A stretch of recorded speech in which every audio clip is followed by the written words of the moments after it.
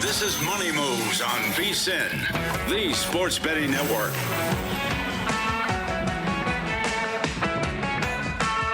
No surprise at number one in the NFL draft last night. Fernando Mendoza goes to the Las Vegas Raiders here. I did love, by the way, that I know he caught some flack from the league and Commissioner Roger Goodell for not coming and showing up when the expectation is you're going to be number one. But I love, like, for him as a human being, his mom dealing with MS the way she is. She can only make one trip. He wanted her to be able to make the trip out here to Vegas to get introduced for the team officially. Just seems like a very sweet kid, a sweet family. Yes. Seems is the key word. That's true. We never know. You never know about anybody behind closed doors. I mean, that's like your favorite thing these days. These days, that's how I operate. That is exactly. I mean, you can't trust anybody as far as you can throw them. Ever since the Mark Sanchez thing came out, you've been big on that, though. No, that's pretty much how I've operated my entire life. I still don't trust you. You could be a complete piece of garbage. You don't think you don't think I exist outside of the times that you see me, though. You think it's all a simulation and that I'm not actually a real person. Yeah, nothing is real, or it's like a Truman Show-esque type thing. So that's a whole thing. But Fernando Mendoza goes number one overall. There was so much back and forth. We discussed it earlier between David Bailey and Arvell Reese. How is that going to shake out with the Jets? Obviously, we know now that it is Bailey. Jeremiah Love goes 3 to the Arizona Cardinals. What's your general philosophical feel for a team that's going to pay that much money for a running back? I mean, you should be good, right? I mean, don't you think that? Don't you think you should be kind of good if you're going to? Because a running back like that is a cherry on top, if you will. Yeah. Does this make sense? And a accoutrement. Does that make sense? Like something you want to add to make the entire thing better when you already have a base? Yeah. I mean, what's he going to do out there? As we have seen 1,000 times over out here, the city in which we rest our cheeks. Like that is, we saw it last year. They drafted You don't have an Ashton Jeanty. offensive line. Yes. And yeah. That was the whole entire, working locally and talking about that and doing it on here. It was not an anti-Genty thing. It is you don't have the structure in place to make Genty what he can potentially be. And they learned that the really hard way in Las Vegas a season ago. And so now it's the same thing where it's like, yeah, Jeremiah Love probably could be the best player in this draft, as many said. His skill set looks great. Looks like an awesome athlete. Could be great both between the tackles, outside, in the pass catching game. Who in the world is throwing the ball to him? Yep. What in the world does that offensive line look like? How in the world is he going to operate? Is he going to be met with 3 or 4 defenders every single time he takes a snap? And then by the time you finally have the structure in place to potentially be competitive, a position that largely has a very short shelf life because of the physicality, he's going to be at the tail end of his first contract, and you just don't know where you're going to be. Yeah. That, to me, is what doesn't make sense. I feel like, honestly, though, for the Cardinals, they're one of a handful of organizations that it just feels like standard operating procedure. But to your point, yes, I am excited about Jeremiah Love as a player in the National Football League and what he has the potential to be. But is he being set up for success playing in that offense, behind that offensive line, not having quarterback? Yeah. All fair questions. If it was like a Thunder situation, what I mean by that is, so the Thunder now have a lottery pick because the Clippers stink. They still have that last pick from the Paul George trade. So if they slip up into the top, and if it was like the Chiefs, for example, that for some reason for a late trade had the Giants' first round pick this year, yeah, that makes sense. Then go ahead and draft them because you've got the structure in place to maximize what those talents are. The Cardinals, I guess, it's like the what's the meme? Have you seen the meme of the trailer? Like the trailers, like it's like a white trash trailer, and it's got this crappy little awning, and then parked in there is like a brand new Lamborghini. And you're like, yeah. Right. And you're just like, okay, I guess. I mean, you might have the car, but are you going to be able to use it properly? Are you going to be able to maintain it? And I think it's the same thing here. Jeremiah Love, no offense to anybody's got a trailer, plus 200 is your favorite for Offensive Rookie of the Year, followed by Carnell Tate, who ends up shocking a lot of people going forward to the Tennessee Titans, plus 350 for him in the Offensive Rookie of the Year market. Another surprise, I would say, for some, myself included, Caleb Downs, the movement on him. He got bet up to an odds-on number to go number 5 overall. His over-under position prop was set at 9.5, juiced to minus 250 on the under. He falls out of the top 10. Cowboys trade up to 11 to ultimately get him. Lots of trades, by the way, 8 day one trades, tied for the second most we've seen in the NFL since it moved to this 3-day format back in 2010. Couple other things that cash, 5 wide receivers drafted, so that goes under. Over on offensive linemen, though, and we had some of those predictions that came out, was it Jeremiah, yep. I believe? Yeah, who said that he could see at the low end 7, high end 10. We end up getting 9. So the over 7.5 that was juiced pretty heavily ends up coming through. Did want to play one piece of sound as we talked a lot earlier this morning about the Ty Simpson pick from the Los Angeles Rams. If you want to hear any of our big picture reaction to that, make sure you check out Money Moves wherever you get your podcast. You can listen on your own time.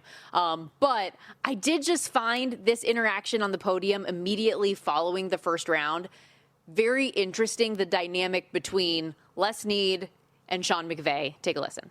What did you see in Ty that made you say this is the guy that you got to look draft and build for the future? You guys even talk to Coach Ford and all the kind of know more about Ty. I think that at the end of the day, probably processing football, someone who can execute a passing offense, has mobility. So that's probably the macro. There's a lot more variables that go into it, but that's the macro, I would say. Les, what about Ty's character made him exceptional? You know what? I think right now he's still becoming, but I would say the journey that he's had. I think the thing you appreciate is persevering, right, through the ebbs and flows of going to Alabama, earning the job, getting his first, let's call it start. The opening game against Florida State, and they lose that game. And I grew up in Alabama. The sky was falling in the state of Alabama, but. Okay, so we didn't play the second portion of that I wanted to, but it's okay. The reaction from Sean McVay when he was followed up asked a couple questions, which I'm sure a lot of you have seen this on social media. He very, very short. And you even saw, while Les was talking, the body language did not seem what you would normally see, I think, coming out of first round when you're really psyched about a pick. So there are some in L.A. that have alleged that that's just Sean McVay. That's how he always is. I don't know. I've seen clips of Sean McVay. He's been pretty personable, and we play a lot of press conferences here. I've watched a lot of Rams press conferences over the last couple of years, and he seemed a little short, we'll say, as you pointed out. But, I mean, I think you wouldn't blame him. You're a team that was pretty close to competing for a Super Bowl last year. That was on par with the team that won the Super Bowl last year. And your 13th overall selection, you're not going to see for like a year. Maybe 2. What if Stafford's going to play again? I mean, he just won league MVP. He's very capable. I get he does have back issues and stuff, and there was talking about retirement this year. But you could go through this every year if he keeps playing well. Going to pop out of his back before the season started last year. That immortal chamber. Yeah. You and I both have had like back and you've had hip issues as well. Can we get an immortal chamber around here? Because apparently witchcraft and wizardry works out great. To go back to our trade conversation, though, one of the more fascinating things that happened in the draft yesterday. And I know this kind of thing happens all the time, but the fact that we have cameras everywhere now and you can see the play-by-play of how things get unpacked afterwards, Ian Rappaport shared a crazy story where the Steelers, let me let Rappaport tell the story. Here you go. Rich, let me set the scene for you. The Dallas Cowboys were on the clock at 20 with everyone knowing they were going defense. Pittsburgh Steelers get on the phone with Mekhi Lemon, planning to select him next at 21. Except what they didn't know is the Eagles had actually traded up over them. Were trying to get in touch with Lemon, but he wasn't answering because he was already on the phone with the Steelers. In the end, the Eagles do the trade. They get Mekhi Lemon, and the Steelers grab a tackle right after. Wow. So that's the background for it. And we talk about cameras being everywhere. There were cameras watching Mekhi Lemon and seeing him answer the phone from the Steelers, his family losing his mind. Watch this. Here's what it looked like from the player's point of view before we discuss. Come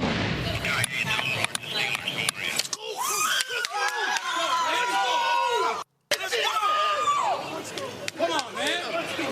Let's go. Let's go. Hey, why Philly come? Yeah. Oh, Philly just traded for you. Hello? This is Philly. They just traded for you. Philly's taking you right now. So he's on his personal phone with the Steelers. His agent then brings his phone over because the Eagles are calling him and said, they're on the phone right now. Look at the TV. They're picking you. Unreal. I mean, I'm curious what this means for Philly big picture. It's a good moment. Either way, it feels nice to be wanted, Stormy, doesn't it? Yeah. Especially after his weird podium at the Combine when everybody was like, what's wrong with this guy? What are you talking about? I saw somebody that's got that dog in him. That's what I saw. That's what you saw? And I saw a normal human being. That's all I saw in that exchange. But, I mean, I'm curious what this means for Philly in the big picture in the sense of we get these reports that A.J. Brown's on the way out, so it sounds like maybe they desperately needed to get a replacement piece. But I think Lemon's going to be pretty good, so it's a good piece for an offense that lacked a little bit of explosiveness down the stretch and some consistency. But good moment. I like these moments in the NFL draft for sure. Was there a team you thought knocked it out of the park yesterday? Or two? I mean, I think the Giants did a pretty good job. I mean, when you talk about the value, the perceived value, we'll call it, of a player that we thought was going to go 2, slipping all the way to 5, and then adding to your offensive line the way that you have. I mean, at 2 very important positions, an offensive line and along a defensive line, like you could be pretty good at those 2 points. They've tried to get an offensive lineman and an edge rusher in the same draft before and didn't see instant dividends. Maybe this time around it will work out. And if you heard Francis Mauigoa, he's willing to die for you out there, Jackson. So, I mean, that's seems dramatic. A little bit, but that's the kind of guy that you want in front of you, is it not? So I liked what the Giants and the Jets did, honestly. Really, though? I mean, like... Stop. I think that considering how much of a struggle it has been off the field for both of those franchises in New York, they had a very good day yesterday, something to celebrate. Let's see if they can push it forward. Was Mauigoa the one you got to talk to? I've talked to him before. Yeah, okay. Yeah. You spoke highly of him, if I remember correctly. He's a stud, an absolute stud. Unlike some that you've talked about today. I've shared some of that on the air as well, though, at times.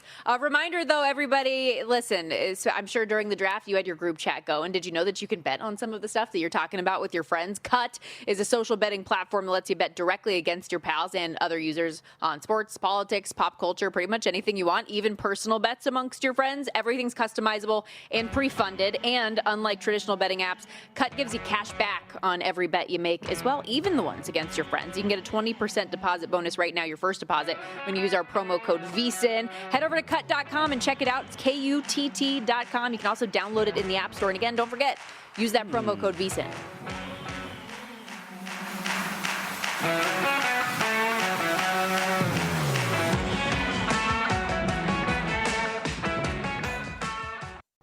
So you're listening to this podcast because you want an edge. But what if I told you you're only halfway there? You've got the mindset. Now it's time to get the toolkit to match. Here's the thing. Pro bettors spend thousands on data and tools. But what they don't want you to know is that you can get the same edge for a fraction of the cost with VSiN Pro. VSiN Pro gives you access to expert picks, public betting data, prop projections, powerful tools, analytics, and more. Just tap the link in the description and see why thousands of bettors are already using VSiN Pro to cash more bets.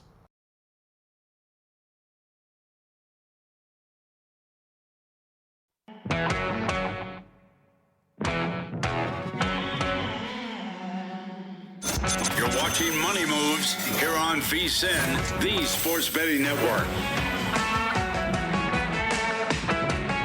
14-game card today in Major League Baseball as we welcome you back to Money Moves on VSiN, the Sports Betting Network. He's Jonathan Von Tobel. I'm Stormy Bonantoni. Your beloved Angels got back on track Wednesday to stop the bleeding of what was a 4-game losing streak. Now facing a Royals team that has really struggled lately. Yes, dropped 2 of 3 to the Baltimore Orioles, so they got 1 back after what was an 8-game losing streak for KC. Today, virtual pick'em game. Royals, Noah Cameron on the hill here, minus 112, slight favorites at home. Yusei Kikuchi going for the Angels, minus 108, run total 8.5. Where should people be looking? Well, Noah Cameron was for a little bit the apple of my eye, one could argue, but as we watched the soft tossing lefty get out there and get knocked around a bit, jumped off the train at just the right time. 5.40 ERA, 5.60 fielding independent. Swing and miss stuff is not really there for him, and having a small issue keeping the ball in the yard. We've talked a lot about Kansas City in the offseason, whether or not this ballpark was going to help them out. Hasn't really helped them out for the most part. You mentioned the early struggles. And on the other end, you get Kikuchi, who, as we have seen before, we do think that he is deserving of a better fate despite the inflated ERA, although those numbers are starting to find a level a little bit. Despite the 5, what are we talking about? 63 for Yusei Kikuchi, 402 fielding independent, so there's something better coming for him, but like the better is slightly below average. Oddly enough, strikeouts and swing and miss stuff up for Yusei Kikuchi. Command has been a small issue for him, and the homers continue to persist. Hard contact numbers are there as well, although it's more hard contact than barrels. So all of this to be said is, do you think the Angels could potentially get to Cameron, make him work the pitch count up, maybe exploit some of those command issues he's shown a little bit of in some of these outings? Angels are a pretty good team. They can get on base, been very patient. And then, of course, we know the reliance on the long ball to maybe exploit some of that too. So we saw some of the openers for this contest. contest. You said it's in your pick 'em right now. We saw some of them open to the slight favorite in favor of Kansas City. DraftKings is there. Other spots are at a pick. So lean toward the Angels. No real big edge, but do think they can get this done here today. I know another game you're looking at, Tigers, Reds, Detroit with Framber Valdez going -131 road favorites, run total here 8.5. And for Valdez, got knocked around a little bit in that game against Minnesota, but the other 4 starts that he's had to this point, 1 run or fewer in each, 3 runs in all, aside from that 8-run spot in Minnesota. So what should we be looking at in terms of the expectations for him today? Yeah, so this is a game that is a lesson for me and for a lot of people. And I actually talked about this with Adam Burke the other day when he was in studio on Tuesday. It was the need to be stubborn in baseball when it comes to betting it, especially when you're going to bet it every single day. And when you say being stubborn is you might get your teeth kicked in trying to play an angle that you see in some of these numbers, but you got to be stubborn, Stormy, maybe take some of your licks before that happens. I bring that up because Andrew Abbott is getting the start for the Cincinnati Reds. Abbott was a guy that at the beginning of the season, if you remember, we had talked about him last year, had performed admirably, had done very well. And then in his first start against Boston, we had discussed that maybe there were some underlying metrics that showed that he was due for a little regression, probably wasn't pitching as well as some of the stuff had indicated, but he pitches well against Boston. And I go, you know what? Maybe I'm wrong about this. Gives up a 4 spot to Pittsburgh, and you're like, okay. But then 5 1/3 against Miami on the road, pitches well, so I give up. I'm like, you know what? I'm probably not going to be right about Abbott. He has allowed 11 earned runs in his last 2 starts and kind of been beat up a little bit here. So in 3 of the 5, he has been the regression candidate that we expected. But ask me how many times I've bet against Andrew Abbott so far this year. I'm assuming none. Yeah, none. So it's a lesson in stubbornness of like, man, should I just go back to this? You mentioned Valdez. We know what Framber Valdez is and can be. The 3.30 ERA, 3.25 fielding independent. What you see is what you get. You know exactly how you're going to go out there against a Reds lineup that stinks. We've talked about this a lot, and that was the stubbornness part about it. It was actually about Cincinnati because I know that Adam Burke does not like this Reds lineup, as I do not either. So lean here toward Detroit to potentially get this done against Cincinnati. Haven't really budged a ton from what we saw from the opener. Some spots open -135. Circa is down to -125. But my disdain for the Reds and my thought that Abbott is a guy that is now back to where he should be might be a cheap price for Detroit to get it done here today. A's Rangers, meanwhile, Nathan Eovaldi on the hill for Texas, -143 home favorites as they open up a 3-game set. Luis Severino going for the A's. Same run total here, sitting at 8.5. Juice to the under, though, at -118. Yeah, it has not gone well for Luis Severino so far this year. 6.20 ERA, 5.74 fielding independent so far through his few starts that he has had. And the funny thing is, you thought, well, maybe it was just going to be all of these home starts. Then the last 2 at home have not been good. 9 earned runs over the course of 11 1/3 innings pitched in his last 2 outings. So maybe he bounces back here a little bit. He did start all 3 of his games, the first 3 starts, I should say, on the road, and it was a little bit better. And 2 of the 3 that he had, he'd given up 2 earned runs over 5 innings each. So maybe this is exactly what we saw last year. If you remember, he made the comments the season ago about how much he actually hated pitching in the ballpark in Sacramento, and that really showed in his numbers.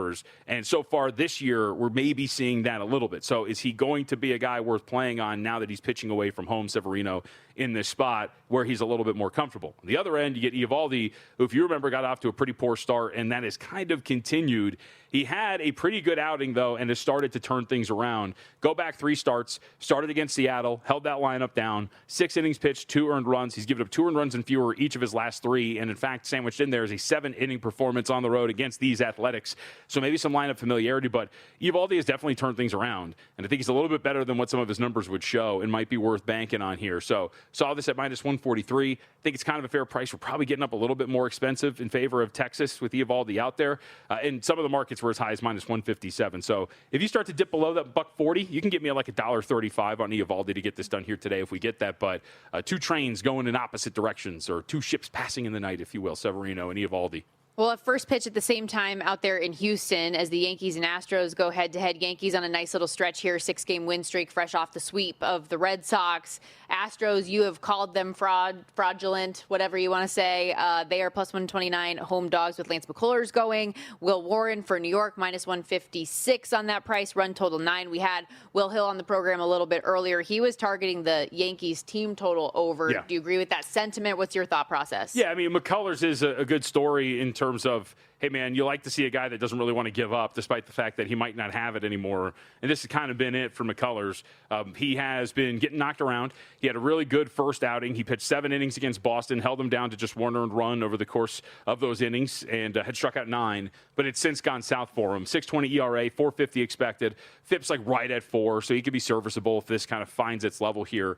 But you would expect that the Yankees in this ballpark with that lineup can get to him as the last few starts have been. The other angle to this, too, is, I think I'm remembering this correctly, Mitch Moss, in our Pod to the Futures on Tuesday, discussed adding one Will Warren to the Cy Young list, potentially. Warren's been pitching pretty well, has been charged, specifically you say charged, for 2 or fewer earned runs in each of his starts up to this point. The Angels game, 4 runs were scored against him, but he was not charged for any of them, considering the defensive play for the Yankees in that one.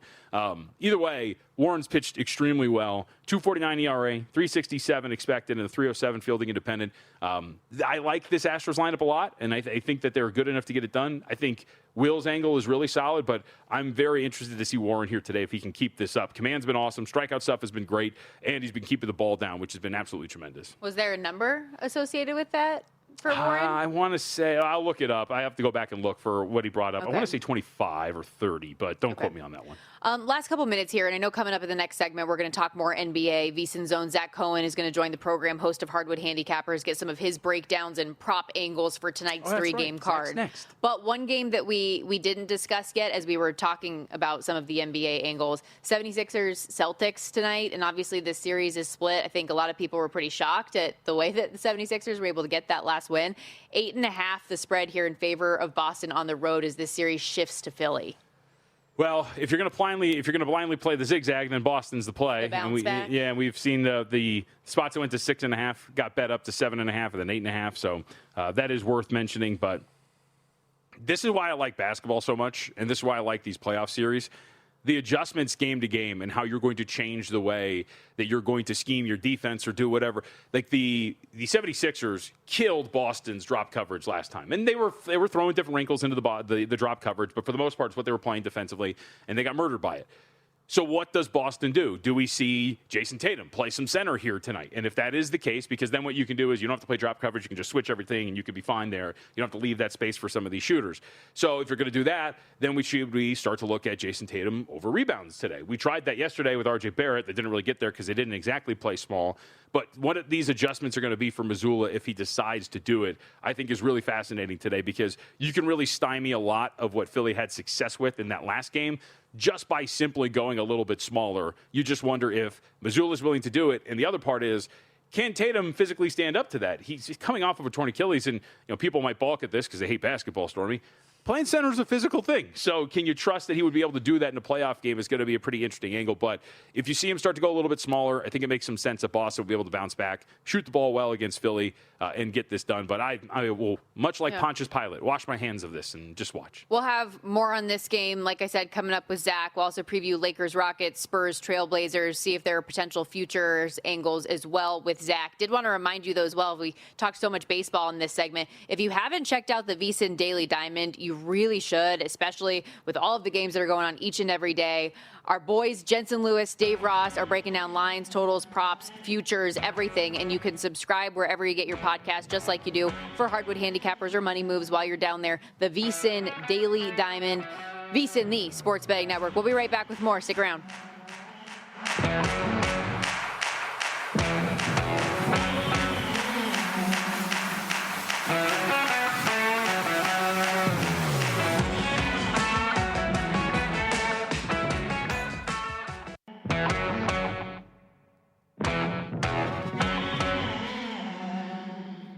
You're watching Money Moves here on VSiN, the Sports Betting Network. The NBA playoffs roll on as we welcome you back here to Money Moves. Stormy Buonantony, Jonathan Von Tobel with you. Let's dive into tonight's 3-game slate. Zach Cohen joins us here on the Progressive Guest Line, VSiN.com senior editor, NBA analyst, host of the Hardwood Handicappers podcast, wherever you get your podcasts. Also, running point on the whole NBA playoffs betting hub that we have at the website right now. Tons of resources available if you're betting these games. And what else? What else? What am I missing? Our friend. Our great friend, Zach. What's going on, pal? How are you? Not much. How you guys doing? Not much. That's such a lie. You're so busy right now, actually. What are you saying? That's true. That is true. Yeah, I am busy. I am tired. But, yeah, there's not much going on outside of that. Yeah, we had a great conversation about naps today on the Hardwood Handicappers group chat. We'll save that for another day. But I'm a cat nap guy, which I'm very proud of. Ridiculous. 20-minute naps and we're good. All right. You wake up more tired from those naps. Thank you. I was going to say, actually, no. Like, what do you think the proper nap time should be? You ruined Zach? a brilliant and mildly inappropriate segue. Go ahead, Zach. I think you need 45 minutes to an hour or longer. Honestly, like 10 to 20 minutes, I wake up more tired. My guy. Speaking of naps, it seemed Victor Wembanyama took one on the floor the other day. So what do we expect from him? He has participated in shoot-around. Do we think he's going to play tonight? I don't think he's going to play. I know that there is video of him shooting around now, but I don't think that has anything to do with his actual status for tonight's game. He needs to go 48 hours, before he can be ruled as a full participant. That he needs to be cleared by Spurs doctors and league doctors. We have not heard yet about any of that. So it just seems like kind of a pretty big leap to just imagine him being out there this evening. But I am waiting completely to play this because I do not want to touch it until I know what's going on with Wemby. If Wemby does not play, I'd be willing to lay points with the Blazers. I think it's that important that he's out there for the San Antonio team. So I would suggest not, playing it until, if you want to take the Blazers, if you're with me, I would suggest not playing it. Yep. From Michael Wright, who ESPN NBA writer, one of the steps in the protocol process will involve Victor Wembanyama completing a return to participation exertion process. And as he notes here, media availability was over. The Spurs tossed everybody out from shoot-around saying, quote, you can guess why. So they are testing Wembanyama today to see if he can come back. So they're trying to get him back today. So, Zach, with that 2.5 angle on Portland, what did you see the second half of the game last week to lend you toward that side? Because they still had to come back late in this game in order to win. Yeah, I just think you see the lack of rim protection without Victor Wembanyama. That's why Scoot Henderson was able to get going. I think it's only going to be bigger if they were to play without him again tonight. I think Denny Avdia would be in play to have a huge game, so I would be keeping an eye on player props for him with his point total, because I just think that this team was very good defensively during the regular season, even with Wemby off the floor and Luke Cornett on. They played like a top 10 defense in the league, but this isn't, the generational defender that Wemby is. It's your standard rim protecting big and Cornett who really can't cover on the perimeter. So I think that you'd see a big game out of Scoot, that you'd see a big game out of Denny. And I just think if you kind of look at the two rosters with no Wemby out there, Portland's a little bit more talented. So I just think that the wrong team would be favored. If this is the way it's going to look tonight, the spread with no Wemby, I think that the wrong team is favored.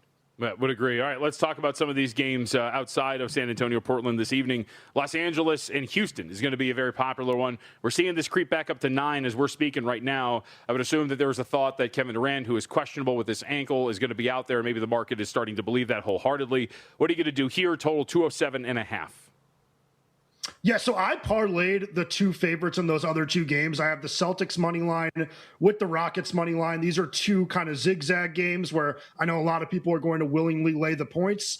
I didn't really feel comfortable doing that, especially with this game. I just feel like Houston has not shown us anything that, says that they deserve to be nearly a double-digit favorite. Having said that, I do feel like I'm wrong every time I say that the zigzag theory makes no sense. So I'm going money line parlay here. I do think I'm going to end up playing something in the contest, the Killer Sports contest in the other game. Probably going to lay the 7 with the Celtics, with that spread now being -8.5. I do like to take advantage of the lines that are way off. But yeah, with this game, I do think it's going to be interesting. I'm also interested in the total because I do kind of think with more shot making out there with Austin Reeves, the Lakers will be fine offensively, but I do think that Reeves' return will also make Los Angeles worse defensively. So I think Houston bounces back with a strong offensive effort here, and I can see it being higher scoring than this number suggests. Now, by the way, Zach, speaking of the contest, sitting at a nice 6-1 with 6 points behind Carl Sack, who leads with 8, and Gil Alexander with 7. Okay. Let's keep it going with the Celtics 76ers, because I know you mentioned that being a parlay piece, but there is a prop angle that you've looked to in that game as well with Derek White. Why do you think he can have some production tonight?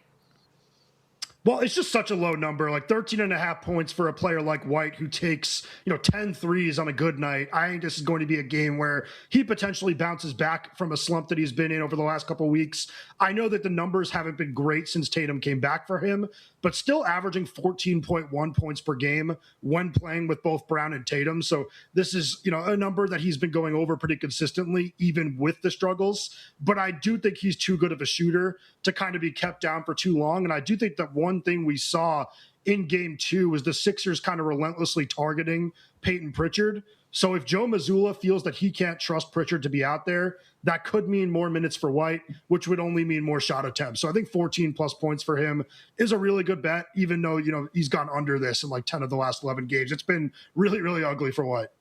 All right, let's spin forward some of the series we saw last night. New York, a 1.5-point favorite with a total of 2:15 tomorrow in Atlanta, 3 p.m. Pacific time. How worried are we about the Knicks? And it does seem, I know Mike Brown said he's not expecting them. What did he say? I'm not picking us to win the series. But what do we expect from the Knicks here in a bounce back against the Hawks? Yeah, I still think New York's going to win this game, and I do think they're going to win the series. I don't feel great about minus 1.5 games anymore, but that is why I went bigger on some of my parlays, including New York. But I do just think that this Knicks team is too good defensively not to figure that out. And I know that people kind of pick on this team on that end of the floor. Like they have Jalen Brunson, they have Karl-Anthony Towns. Those are 2 players that you absolutely can target in a postseason setting. And we've seen that relentlessly with Brunson. But this was a top 5 defensive team in the league when looking at adjusted defensive rating this year. I think they're going to figure out a way to start slowing down CJ McCollum. I also think that Jonathan Kuminga, for as good as he has been in this series, is not as good as he's shown so far offensively. And I also think that he's a player you can attack defensively. So it's just a matter of this Knicks team kind of making shots, playing through the right players. And something I talked about this morning on Hardwood Handicappers is the lineup stuff. Like Mike Brown has to get it together with the substitution patterns. Like I understand he was brought in to play some of the bench players that Tom Thibodeau was not willing to play in the playoffs. But you can't throw out all bench lineups in a series that's 1-1, about to be 2-1. And especially now with your season essentially on the line in game 4, I'd be surprised if he goes to lineups that include both Alvarado and McBride playing with Mitchell Robinson. Like you need to stagger Brunson and Towns. There should always be 2 of your 4 best players on the floor. And I'm including Bridges in that, by the way, who has been awful so far, but still a really good player. VSiN.com senior editor, NBA analyst Zach Cohen joining us here on the Progressive Guest Line. How worried should the Denver Nuggets be right now about what Minnesota has done specifically defensively and against Nikola Jokic defensively? Yeah, they should be very worried. I don't know if it has anything to do with Minnesota. I mean, I do think the Timberwolves are a very good team, but if you are a poor defensive team like the Nuggets are, missing both Peyton Watson and Aaron Gordon is essentially a death sentence. So they need to get Aaron Gordon back out there. I don't know what Watson's availability is going to be like. It was a hamstring injury, one that he had re-aggravated from a 6 weeks absence earlier in the season. So this is just a team that's not healthy right now, and the Timberwolves are way too good to be trying to defeat without 2 of your best athletes and defenders. So if they don't get everyone back in this series, they could be going down. And I am happy to be holding some Minnesota tickets from back in January, not tickets that I believed would end up being profitable in any way a couple weeks ago. But I do think the Timberwolves look really, really good so far. So it's a little bit of a mix of both. Definitely think Ayo Dosunmu has been kind of, a shining spot for this Timberwolves team, though. Morning game on Saturday will be Detroit and Orlando. Detroit's a 3-point favorite, totals 214.5. We had discussed on your podcast playing these games under. Are you going to go in that direction, and do you think anything else about this series big picture after 2 games? Yeah, I'm thinking under, and I do think the Magic are going to split wins in Orlando in these next 2 games, so don't know how I'm going to play it that way. I don't know. I just don't want to get both of them wrong by being on the wrong one, but I do think the Pistons are going to win this series in 6 or fewer, so I think Detroit is the team that I'm going to be looking to back in terms of just long-term plays on the series, and I did mention that over on the website, non-Hardwood Handicappers, like when it dropped to minus 190, that was a pretty clear buy for me. But I do think this is going to be another low-scoring game, so willing to go under with you, even though the number continues to get lower. It's just 2 slow teams, 2 physical teams. I don't see the shot-making being good enough for it to go over. 213.5, where we're sitting right now. Zach, thank you so much for the time. We appreciate it. Talk to you next week. Thank you, guys. Zach Cohen. Follow him on X at Betting on X as well. Do you agree with that on Detroit? Under? No, I mean just with them in general in the series. Oh, yeah. Like over the course of the long series, I would think that they're going to be able to win, but I think it's going to be a pretty long set. And I'm still. You're still on the Cavs train in the East? Of course. I'm a stubborn guy. Not going to change. Yesterday didn't deter you at all. I think I'm going to roll with you, though, for Game 4. The more you watch the East, the more it just kind of looks like it sucks. Why would I want to move off of it?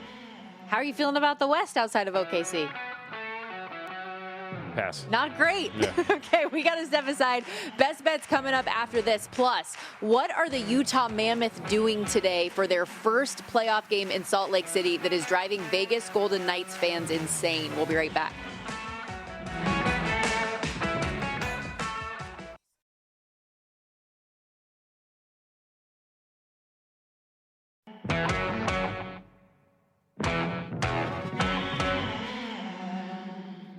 You're watching Money Moves here on VSiN, the Sports Betting Network. So we talked about it a couple times. We weren't sure 100% whether or not Austin Reeves was going to go tonight for the Lakers as they get set for Game 3 against the Houston Rockets, dealing with that injury the last, how long has it been now? It's been a while. I mean, whatever. He's been injured. Anyways, the reports were the reports were that he appeared to be closer than Luka Doncic, and then he was upgraded to questionable earlier today, and now we are seeing the reports that he's going to give it a go, barring a setback in warmups. Okay, so he might not play. The report is he's aiming to play tonight. But if he can't do it, then he's going to play in Game 4.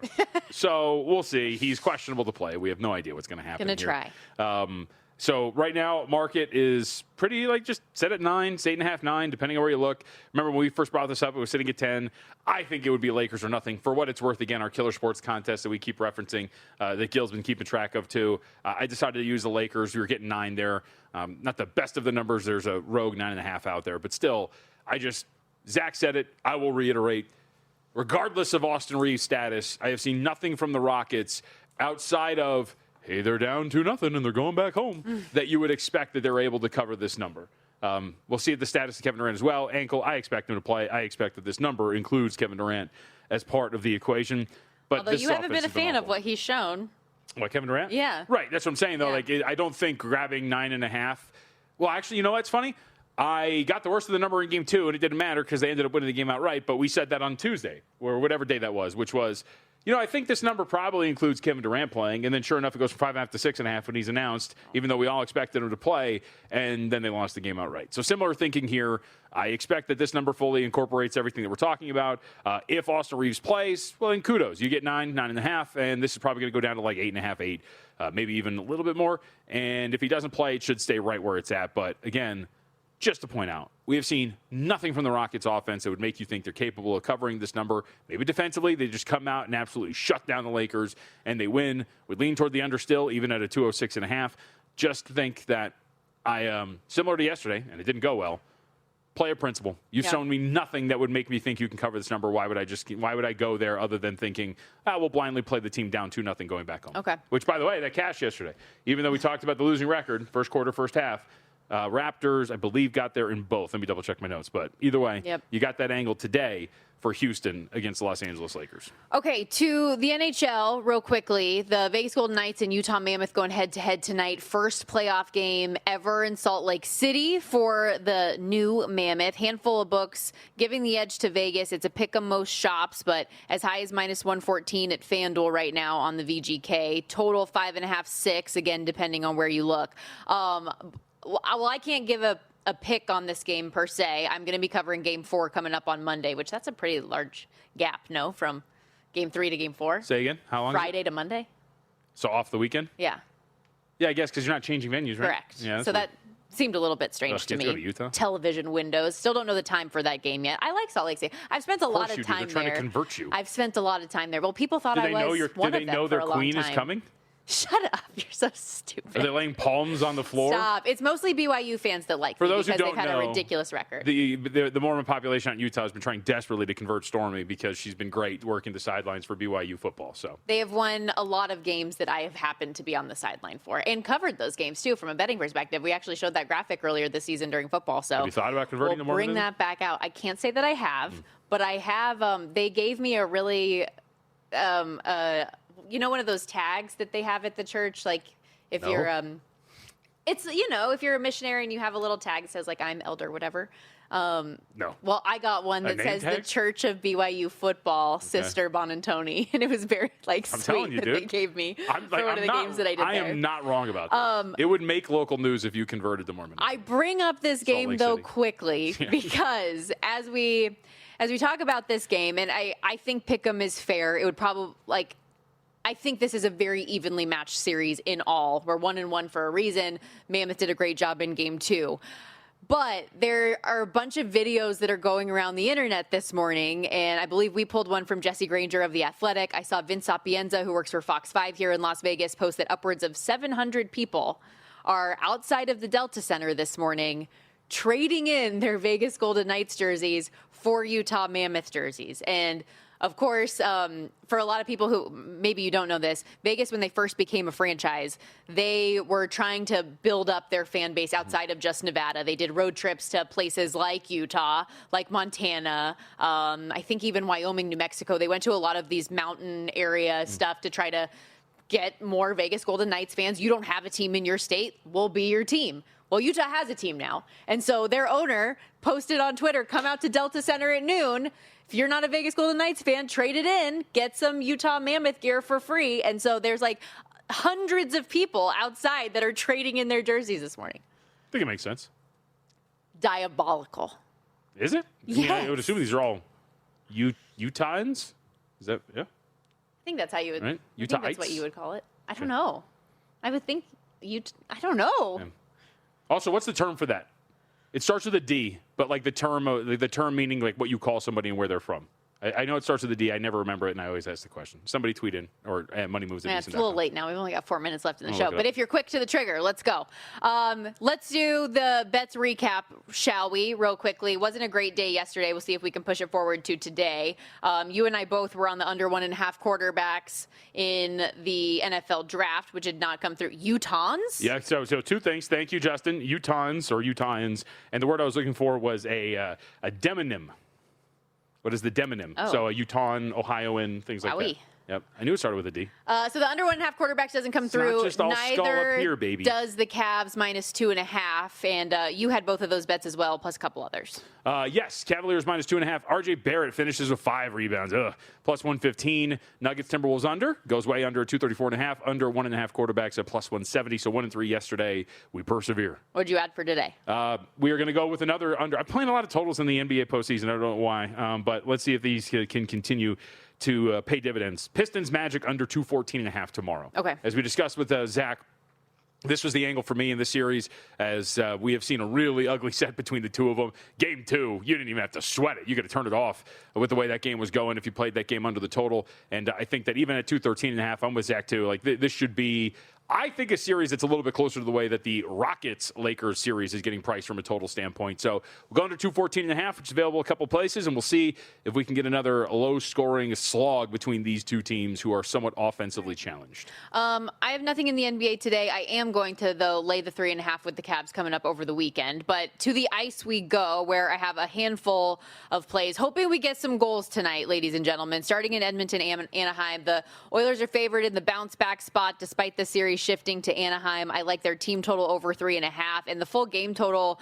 I know that there are 6.5s out there, but it's juiced to high heaven, -158. I'm rolling with the plus money on the over 7 here. The average combined goals per game in this series dating back to the regular season is 9. We've seen both of the games so far in this set go over. Both D-cores are playing really poorly. For Edmonton, Connor Ingram turned into a pumpkin, only gave up 2 goals the last 7 games of the regular season, JVT. 2 games against Anaheim, 8 goals on 55 shots, .855 save percentage.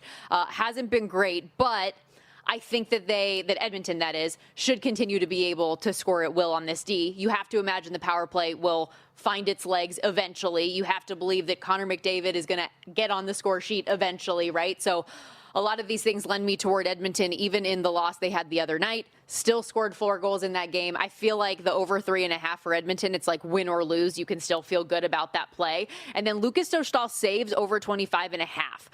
Oilers are going to be firing, especially coming off the loss. 37 shots on goal last game, 33 the game prior, logging 30-plus saves in each for Dostal. I don't expect that to go down. So I thought this was a short number based on what we have seen of these teams to this point. And then I mentioned earlier the Tampa Bay Lightning Montreal Canadiens game, over 5.5. There are a lot of sixes out there right now as well. If you can get the 5.5, it's a little bit juiced at minus 135, but I think that's the better play. That way you get the win if there are 6. Love it. Like it. Hope you win every single one of them. Couple of things, loose ends to tie up. First off, our guy, Golf Calling, checks in, says he likes the Spurs today, minus 2.5. Okay. House is trying to scare us off with the low number. Even without Wemby, I would still take them tonight. And an anonymous media member checks in and says the best demonym, Michigander. Oh, that's a good one. I like that. I did not know. I don't think I've ever heard the word demonym, though. I did not. My vocabulary is not as high end as yours. We will be back on Monday, so thanks everybody for hanging out with us. Enjoy the weekend. I will be on the road, though, as we said, out there in Utah for game 1, so remote that day, but it'll be a good back and forth. We'll make sure we do some good deep dives on the NBA and NHL. We'll recap which teams did best and worst in the NFL draft as a whole, but this was fun. And what's Monday? What is Monday? Monday's a big day. Why is Monday a big day? It's the last day. Of what? It's the last day. Last day of... Come on, buddy. Sorry. No, I was not thinking like personal life. Last day of 75 hard for JVT. And then finally next week, you can have pizza and wings Friday, and beer. A week from today. Very exciting stuff. Because she can't have one till I do. Yeah, I did make that commitment that I have since regretted. Follow the money coming up next.